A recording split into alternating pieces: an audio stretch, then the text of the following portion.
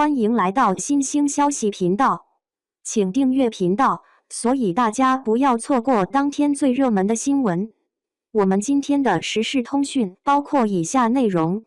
李沁放弃了铁饭碗，转身踏入娱乐圈，如今33岁仍未婚。90后小花杨紫凭借在娱乐圈百花争艳的激烈竞争中脱颖而出，再次展现出她的实力和魅力。作品《长相思》收获良好口碑，以吊裆裤造型示人的女性打破了观众对她的刻板印象，而她那种独具特色的抠书式演技更让众多书迷欣喜若狂。与她同时期的小花比起来稍显逊色，要么扮相普通无特色，要么演技平庸难获成功。李沁颇具争议，堪称其中最为突出的一个人选。口碑崩塌，李沁将在2023年相继推出2部剧作品《人生之路》和《梦中的那片海》。尽管李沁已经登上了央视屏幕，但她并未获得任何好处，反而遭到观众们的严厉批评。在《人生之路》的负面评价中，对李沁的批评铺天盖地，指责她的演技尴尬，拖累了整个剧组的进展。从电视剧中可以清楚地看出，李沁正在竭尽全力与她的角色契合，她的双麻花辫、黝黑的脸庞，无一不在展现着她扮演农村姑娘的形象。然而观众对此并未认同，他们认为农村人并非意味着扮丑，对李沁的演技更是感到尴尬。在讲话时夸张的面部表情和闪闪发光的一口洁白烤瓷牙，让人感觉有点过火了。刘巧珍在剧本中展现出善良淳朴的性格，然而恰恰是这种性格导致了她悲剧般的命运。她所展现的形象完全不同于那个内向含蓄的乡村女孩，反而更显张扬奔放。然而尽管遭受网友的猛烈批评，李沁的表演却博得了央视的赞赏，接着节目的收视率也相当可观。然而在接下来的3个月里，李沁在另一部剧《梦中的那片海》中的表现依然未能赢得观众的认可。在剧中，李沁饰演的童小梅与女主形象截然不同，她的戏份稀少且表现如同透明存在，甚至不如女2、女3显眼，更像一个配角。在演技方面，难以用言语来描述，眼神呆滞，仿佛一台冷冰冰的背台词机器。网友们更进一步地评论道：请问一下，李沁在剧中饰演的是一个视障人士吗？李沁因2部作品接连翻车，逐渐失去了观众的喜爱。然而谁又能想起她早年是凭借灵气走红的呢？人生经历，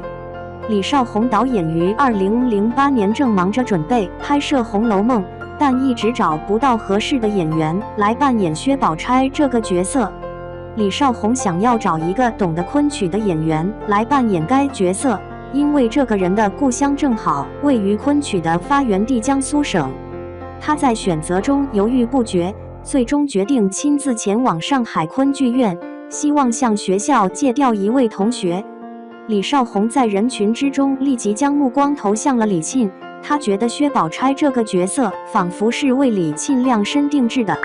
然而尽管如此，由于李沁在校园里的出色表现，学校方面并未同意，而且他还被国家认定为昆曲传承人。他们舍不得让如此有才华的人涉足娱乐圈，但却无法抵挡李少红的说服，于是不得不安排2人见面。从小就被送进学院接受秘密培训的李沁，以乖巧的形象为人熟知，他对社会复杂的纷繁扰扰鲜有涉足。李沁拒绝了李少红的邀请，但李少红并不打算就此罢手，他决心不放弃。他看了李沁之后，深信没有人比他更适合这个角色，因此一直在询问李沁拒绝的理由。一开始听闻可以接触新事物时，李沁其实是有些心动的，但他十分清楚父母不会同意。李少红得知了李沁的顾虑后，亲自前往李沁老家，与他的父母进行了交谈。李沁的父母最终被坚持不懈的李少红所打动，学校方面也表达了支持的立场，但要求李沁在拍摄结束后立刻回校。李沁的拍摄经历让他萌生了涉足娱乐圈的想法。毫无犹豫之后，他放弃了自己多年来学习的昆曲，毅然决定进入娱乐圈谋生。老师们有些后悔当初允许他进入娱乐圈，但他们最终选择尊重李沁的决定。他们深知李沁外表似乎柔弱，实则内心坚定。李沁的父母最初不赞同他学习昆曲，但李沁通过展示自己的能力，证明了他可以兼顾兴趣和学业，最终赢得了父母的支持。当网友们得知李沁的经历后，他们的反应出乎意料，甚至有人怒骂李沁不忠不义。网友们认为，李沁之所以能够获得薛宝钗这一角色，部分归功于他受过的昆曲训练。李沁在取得了一些成就后，却毫不犹豫地将其抛在脑后，实在没良心。上海昆剧学院的老师随后站出来解释，称传承人只是一个名号，用以肯定李沁的才华。不只有他一个人可以成为传承人，而且所有老师都非常支持李沁追寻自己的梦想。网友们终于开始渐渐平静下来，但李沁究竟是否适合演戏呢？演技争议。2010年《红楼梦》播出后，受到了广泛好评，尤其是观众们对由李沁饰演的薛宝钗表现出的惊叹不已。她多年来对昆曲的学习让她内化了古典美的精髓，因此她成功地将这个角色演绎得淋漓尽致。在更新迭代极快的娱乐圈中，尽管早年取得的成就已被观众抛在脑后，但接下来几部剧却始终未能引起关注。骗子甚至骗走了他在拍摄《红楼梦》中所获得的片酬。杨幂和赵丽颖这两位当初曾是李沁的配角，如今已成功发展为一线小花，而李沁则远远落后于他们。然而，李沁并没有因此而灰心丧气，她专心提升演技，最终在2017年凭借出色的表现，在《白鹿原》中给观众带来了惊喜。田小娥这个角色对于李沁来说并不太合适，因为常规来说，该角色包含了许多亲密戏，稍有偶像包袱就会让她难以在表演中释放自我。李沁却将角色演绎得非常完美，与原著紧密契合。传闻称，为了增加真实感，李沁在拍摄前花了8个月的时间住在陕西的农村，亲身感受生活。这一行动事实证明取得了显著效果。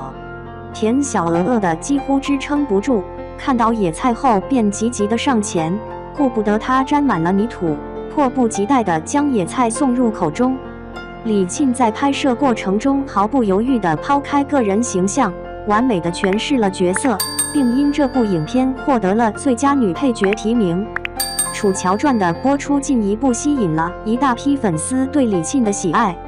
李沁所扮演的元淳公主是剧中一个爱而不得，最终走向黑化的角色，她的形象栩栩如生，深深打动了观众，让他们为她的情绪所折服。观众的心被牵动着，无论是前期天真的不谙世故的公主，还是后期变得黑化且癫狂的元淳。观众们尤其心疼的是那段哭戏，它触动了无数人的心灵。李沁凭借丰富多彩的角色性格和极具代入感的演技再次受到大众关注。尽管以上几部剧中李沁出演的角色都是配角，但她所展现出的表现却比起担任主角时显得更加引人注目。这情况也难免令人开始对她的演技产生怀疑。在这几部剧中，李沁的表现可圈可点，每个不同个性的角色都被她完美诠释。所以说她演技不好是站不住脚的。在《人生之路》和《梦中的那片海》这两部剧中，李沁的表演并未给人留下深刻印象，可以说平淡无奇。她的演技如此出色，以至于让人开始怀疑她是否只适合出演配角，大智若愚。然而仔细思考，可以发现李沁似乎一直都在谋划自己的职业发展。从来不会做无谓的事情的他，即使是一些不引人注目的作品，她也总能在观众心中留下一个记忆点。每当人们目睹类似情景，她的容颜总会第一个闪现在他们的脑海中。2016年，李沁还曾参加过一档名为《我们相爱吧》的综艺节目，展现出了她在综艺领域的魅力。她和魏大勋在这里搭档，彼此亲密互动，经常上演甜蜜的互动，让观众频频被撩到。然而，恋爱剧大多千篇一律，让人很难记住其中的亮点，但李沁成功做到了。尽管可能并非她最初的意图，但最终却达到了这样的效果。在一项互动项目中，她必须与搭档魏大勋一同前往游泳池游泳。参加下水活动时需要穿泳装，但在录制节目时会有一些害羞的感觉，因此李沁选择在比基尼外面叠加了一件防晒衣。魏大勋目不转睛地凝视着她纤细的身材，甚至在前往泳池的途中情不自禁地拉起了李沁的裙摆。她的行为激起了观众的愤慨，随后泳池中的互动也充满了不良暗示。观众们将李沁视为受害者，让她感到心生委屈。这个事件仍然会不时被人提及至今。